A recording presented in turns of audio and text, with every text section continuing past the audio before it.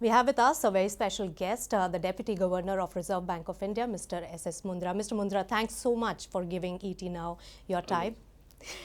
First of all, let's straight away jump to the burning issue, that is the non-performing assets issue and the stressed asset issue in the banking sector. What is the roadmap for meeting that bank balance sheet cleanup target of March 2017, Mr. Mundra? If there is a problem, then it is better to acknowledge the problem. Pretending and extending is not going to really help. So, we know there are problems, the leverage issue in the corporate, several reports are there, all the figures are known. So in that process, the last measure had been about the SDR. Now, I must say SDR would not be, I won't say it is the best solution, but I would say the second best solution. The ultimate way forward should be a overarching bankruptcy law kind of thing, and with a very clear roadmap and efficient execution, so that a corporate in distress can enter into that mechanism and come out also as quickly as possible, and then all the related stakeholders will have to take their share of pain. So of course, right from starting with the borrower, lender and also the exchequer, it gets distributed like this. So, and hopefully that should come in place shortly, but pending that, yes, SDR mechanism has been. Now, SDR, what does it do? It clearly shows that the corporate or the case which we are talking about, there is a mismatch between the debt and the repaying capacity. Of course. The revenue which comes is not sufficient to repay the debt. Mr. Mundra, do you think it's working out? Because none of the SDRs, but I know that there's 18 months given, so only after 18 months we can say. But there are many issues that have cropped up, and bankers have also really highlighted that there are many issues. If they take over 51% stake in a company, what I've also heard is that no strategic player wants to come and buy out that stake from a banker and spend money, go for an open offer if there is a listed company, and then spend all that money and then spend more for the revival of that asset. Now, is there a SpiceJet kind of a situation where at a throwaway price you buy and SEBI gives you a waiver from open offer and money is infused for the revival? Don't you think that is turning out to be a better play? And we have seen SpiceJet also turn around, rather than an SDR where strategic players would have to spend a huge amount of money and they clearly don't want to do that. Of course, I won't go into any individual cases, because each case has a different circumstances, but ultimately, whatever framework comes, it also has to ultimately, from the bank viewpoint of Reserve Bank of India, what you are designing is with the lender in focus. Okay. And if you recollect, when the whole SDR framework was being discussed, that was the basic fundamental point, that what RBI is looking at and what SEBI is looking at. The lenders being in center focus, minority shareholders being in center focus, and finally what was discussed was something a way forward, which is taking care of these two constituencies. Whole point of SDR is ultimately it should result into a workable solution. It is a hopefully it is a resolution mechanism, it is not a postponement mechanism. So, I think that is the first fundamental issue which is to be understood. Yes. And do you think it's going that way, or it's becoming a postponement mechanism because provisioning is so low? I mean to say it will be jumping too early to conclusion or taking the extreme positions, because recently introduced few cases have happened in these cases, and we have mentioned several times that we are keeping a continuous close watch over it. Our department on random basis will also keep on examining the individual cases which are announced and look into the details whether they are following the framework. So, I think we in all fairness we need to give some time to this entire thing which is happening here. So, Mr. Mundra, you said that this is the second best option, while the bankruptcy law is being the bill is being deliberated upon. If that comes, and if SDR hasn't worked in those companies, then do you think that it will replace the SDR mechanism of solution, and that bankruptcy law will be the one which will really take the precedence over all these companies, a bunch of companies which have gone under SDR? No, see, obviously, as I said, if there is an overarching legislation, then whatever all other mechanisms are there. If you look even from a different perspective, bankruptcy law is ultimately picking up from so many existing legislation sitting and here and there. SDR is a regulation; it is not even a legislation as such. So, and even if there is no bankruptcy law, let's presume for the sake of understanding, and after a period of 18 months there is a case where ultimately SDR mechanism has not reached to the intended conclusion, then what will happen? You again go back with the available whatever mechanism is available and proceed further in the case. So, instead of that, now there will be a overarching legislation which would be available. So, obviously, it will flow into that. Okay, and in the meantime, while bankruptcy law is being deliberated upon, we really don't know. We are hoping that in the next 3 months it will be passed. But in the meantime, do you think that some of the discrepancies that have been mentioned in SDR, there are certain problems and issues which have been experimented upon, hasn't worked out, they can be changed? There could be tighter rules and guidelines on SDR front as well? See, we have mentioned several times, this is something recently introduced, and I just won't deny that there can't be a room for improvement, or there can't be some of the issues which we might not have realized when the framework is put in place. Ultimately, some of the things you start knowing only when you really embark on that path. So, obviously, it would be open to if there are those things, they can certainly be looked into.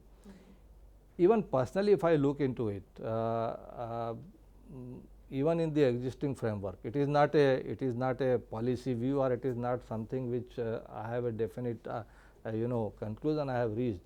But I would say even if everything is worked fine, and at the end of 18 months, why there should not be a mechanism whereby the lender should be able to share the upside when it comes in future. Okay. So why should not? It is just a thought, but of course one will need to think through it. Let's come to the overall bank balance sheet cleanup bit, and RBI is really focused on that. There was a high profile meeting with all the bankers as well, and on that roadmap was also discussed. Now, bankers are of the point of view that they are sticking to the guidelines as per the accounting norms, while RBI has stated that there is inherent weakness in a list of over 100 corporates that have been mentioned, which could be truant borrowers, and there has to be aggressive provisioning. How will this be implemented, Mr. Mundra, if banks are really sticking to the guidelines? So, is there any tightening of norms that is expected? Let me make a very emphatic statement that whatever we have suggested to the bank, it is exactly as per the existing IRAC norms and as per the regulation. So, we live in a framework of rule based regulation. Whatever we are talking about is within the framework of rule based regulation. Now, what has changed? The process has changed completely this time. The supervisory process and inspection of bank in RBI used to be a long activity happening at different banks from time to time, and sometimes the time differences failed to bring the interconnectedness. Interconnectedness is an issue within the regulation. It is not any kind of long drawn principle. It is very much within the framework of regulation. We separated the process this time, and the entire asset quality across the industry was done at the same time, and which must have brought some issue of interconnectedness, and where this kind of confusion which we are discussing comes. I think You have been in the field of finance for a very long time for me to explain you what I am trying to say. You are understanding it. So, that is one part of it. Now, the roadmap of 2017 and incremental provisioning which we are talking about, yes, that is something which can be taken as a proactive measure to bring the strength. In the sense, you see forbearance has ended. Okay. From April onward, if there is a case, there is nothing like a restructured portfolio. It straightway falls into the NPA. You have a stock of restructured portfolio which is sitting and with a very low provisioning. Now, if you create a roadmap where these two different baskets from the same variety of animals is reaching to a convergence, I think that would be needed as something as bringing the strength to the balance sheet. Oh yes. So I think this is how we should understand the two things. Of course, very well put, and that's becoming clearer. But what I did want to also understand is that the IRAC norms, is there any room for strengthening it further?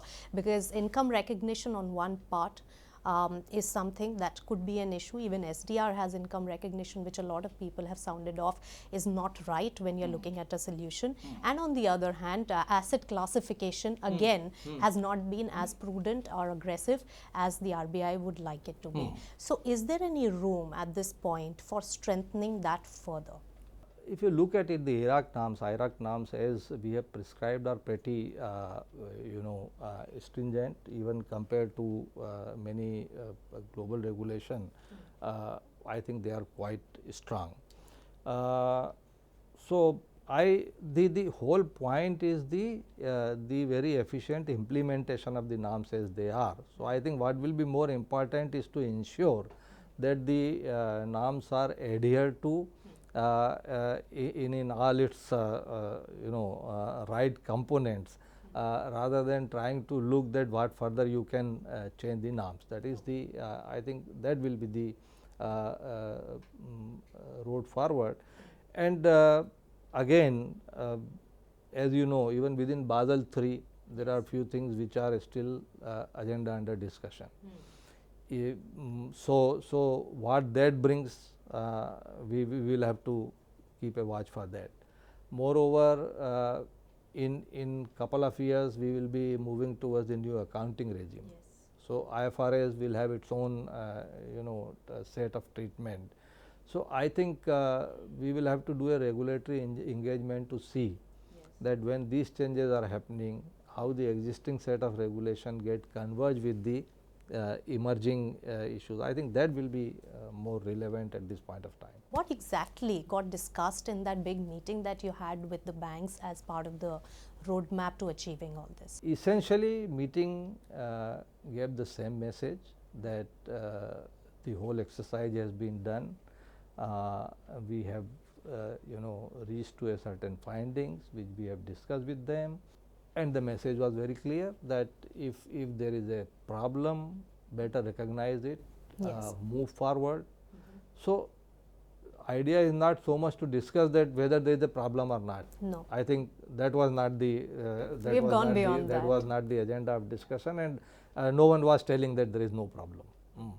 So if there is a problem, recognize it. If there are cases where maybe ultimately I won't say that the RBI team would never miss anything. We are all human. So if something is genuinely missed out or there is a strong case, they were given that opportunity also to discuss, and more to prepare them now, prepare for what it entails, the capital requirement. So work in that direction. What could be the other method whereby you can bring strength to your balance sheet. So those were the, I think, broad spectrum which we were discussing in that meeting. All right. So you did say that we'll focus on implementation of IRAC norms more, so that the discrepancy between the regulator and the banks in recognizing some of the inherent weakness in some of the accounts is not there, and also discrepancy between banks themselves who are part of the same consortium and lending to the same borrowers. How will these two discrepancies get addressed? Is there a more concerted effort towards that, or is it only going to be a focused usage of the guidelines which are already in the system?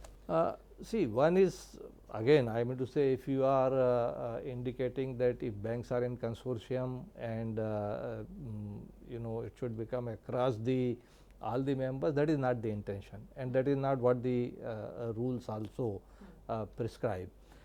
The one point is there should be a better sharing of information. And at least this can be said that even within a set of lenders, if there is a clear fail to repay within the prescribed period, while the payment is on in other cases, at least it reflects that there is a weakness. Yes. There is a weakness.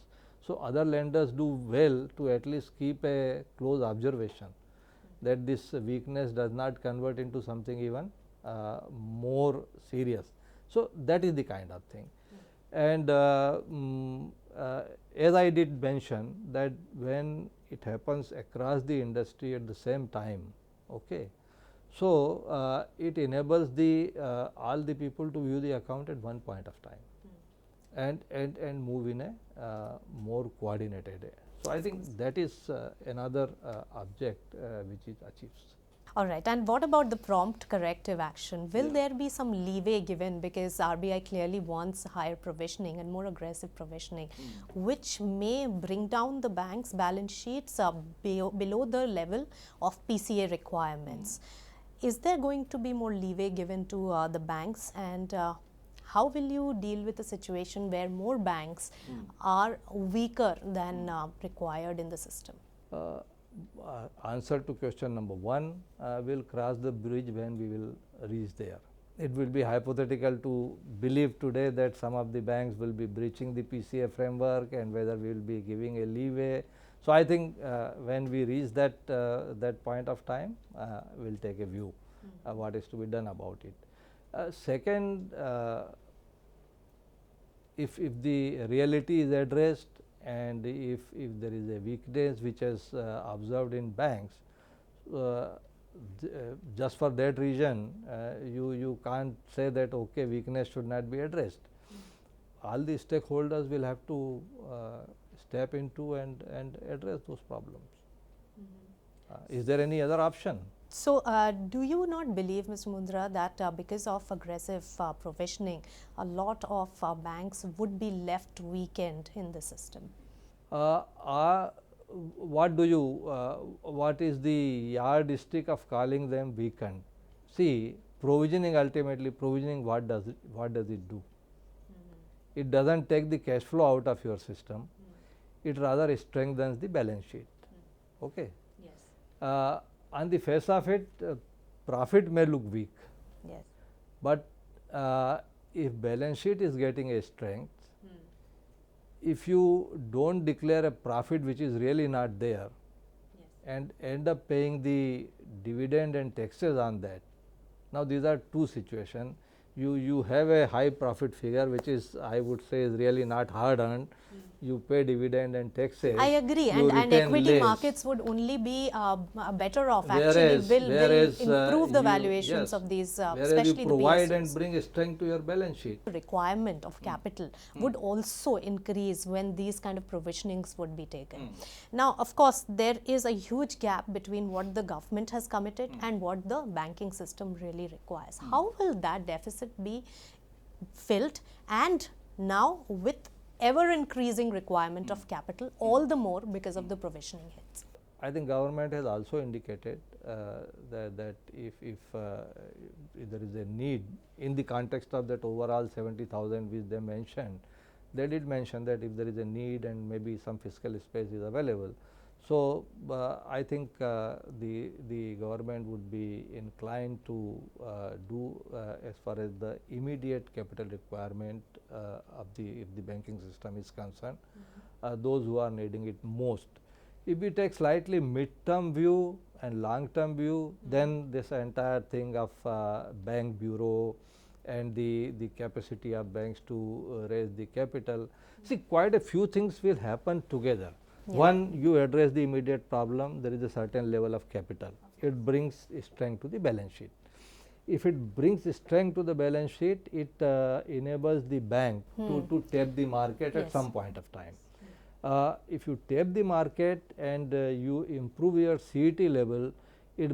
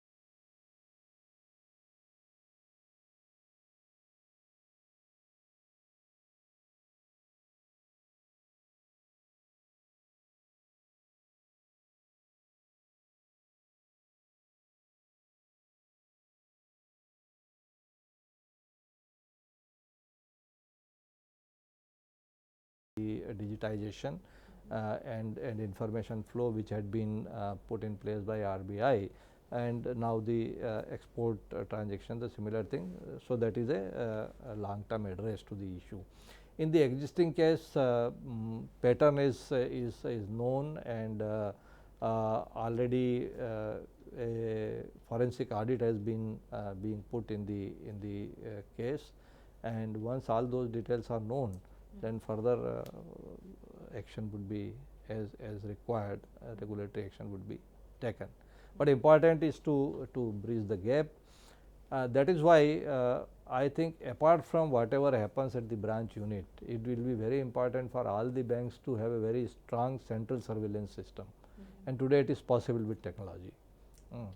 So, you do your traditional inspection, branches do their work, but to have a more real time sense of whatever is happening, a central surveillance, a very strong team, and I think this is a message we have given to all the banks. All right, look forward to that, and wish you a very happy new year. Same from Thank here. you so much. All the best. Thank you.